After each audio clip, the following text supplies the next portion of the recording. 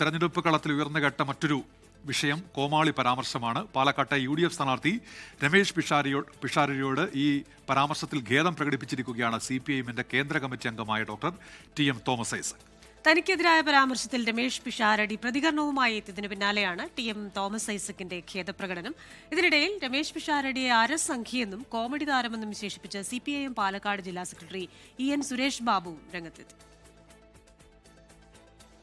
ജനങ്ങൾക്ക് അംഗീകാരമുള്ള സ്ഥാനാർത്ഥികളൊക്കെ ഉണ്ട്. ഇങ്ങനെയൊക്കെ കോമാളി വേഷം കെട്ടി നടക്കുന്ന നടന്മാരെയൊക്കെ പിടിച്ച് ഒരു ദിവസം കൊണ്ടേ വെച്ചിട്ട് അയ്യോ ഞങ്ങൾക്ക് വോട്ട് കിട്ടുന്നില്ല, ഞങ്ങളുടെ വോട്ട് LDF ഭിന്നിപ്പിക്കാൻ പോണെന്ന് പറഞ്ഞു നടന്നിട്ട് വല്ല കാര്യമുണ്ട്. പാലക്കാട് CPIഎം BJP ഡീൽ എന്ന കോൺഗ്രസ് ആരോപണത്തിലായിരുന്നു ഇന്നലെ TM തോമസ് ഐസക്കിന്റെ ഈ പ്രതികരണം.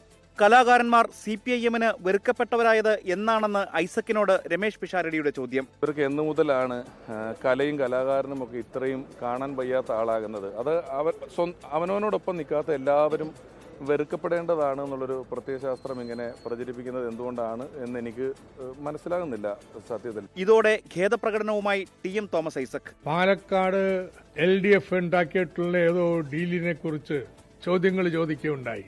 അതിന് വിശദീകരണം നൽകുന്ന വേളയിൽ കോമാളി എന്നൊരു പ്രയോഗം ഞാൻ നടത്തി.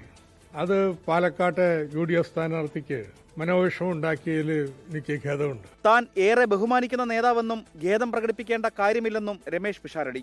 തോമസ് ഐസക് ഖേദം പ്രകടിപ്പിച്ചെങ്കിലും രമേശ് പിഷാരടിയെ വിടാതെ CPIഎം നേതാവ് AK ബാലനും ജില്ലാ സെക്രട്ടറി EN സുരേഷ് ബാബുവും.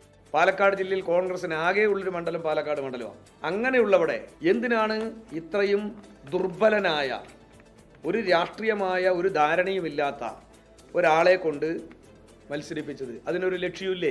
അരസംഖ്യയുടെ മനസ്സുമായി UDFന്റെ സ്ഥാനാർത്ഥിത്വം, ആ സ്ഥാനാർത്ഥിത്വമാണ് യഥാർത്ഥത്തിൽ കാലാകാലമായി BJP കോൺഗ്രസ് ഡീലിന്റെ തുടർച്ച. പാലക്കാട് ഡീൽ ആരോപണത്തിൽ വാക്പോര് കടുക്കുന്നതിനിടെയാണ് ഇതിന്റെ ചുവട് പിടിച്ച് UDF സ്ഥാനാർത്ഥിയെ ലക്ഷ്യമിട്ടുള്ള പരാമർശങ്ങൾ. 24 പാലക്കാട്, പത്തനംതിട്ട. ലോകത്തെവിടെയായാലും ഏത് സമയത്തും 24 വാർത്തകളും ഓഗ്മെന്റഡ് റിയാലിറ്റി പാക്കേജുകളും എക്സ്പ്ലെയിനറുകളും വിശദമായി കാണാൻ ഞങ്ങളുടെ YouTube ചാനൽ നിങ്ങൾക്ക് സബ്സ്ക്രൈബ് ചെയ്യാം.